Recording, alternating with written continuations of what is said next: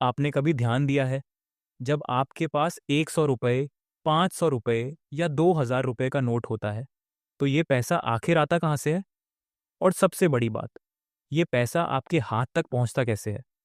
आज हम इस पूरे सिस्टम को आसान भाषा में समझेंगे, जिसे कहते हैं मनी सर्कुलेशन। इसकी शुरुआत होती है भारतीय रिजर्व बैंक आरबीआई से।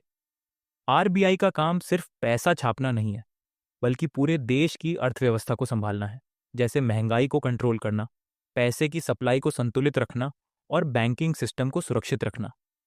अब एक सवाल, क्या आरबीआई सीधे लोगों को पैसा देता है? नहीं, आरबीआई पैसा सीधे जनता को नहीं देता। ये पैसा पहले बैंकों तक जाता है, जैसे state bank of India, SBI, bank of Baroda और अन्य बैंक। लेकिन आरबीआई बैंक को पैसा फ्री में नहीं देता।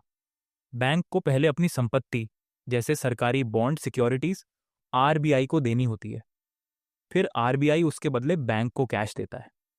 उदाहरण के लिए, अगर किसी बैंक को 1 करोड़ रुपए कैश चाहिए, तो वह पहले आरबीआई को 1 करोड़ रुपए के बराबर संपत्ति देगा और फिर आरबीआई उसे 1 करोड़ रुपए का कैश दे देगा।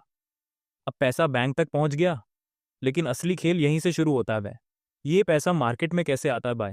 जब लोग बैंक से पैसा निकालते हैं, जब कोई व्यक्ति लोन लेता है, जब बैंक अपने कर्मचारियों को सैलरी देता है, या जब बिजनेस बैंक के माध्यम से पेमेंट करते हैं, तब ये पैसा मार्केट में आता है। इस प्रक्रिया को समझने के लिए एक उदाहरण लें।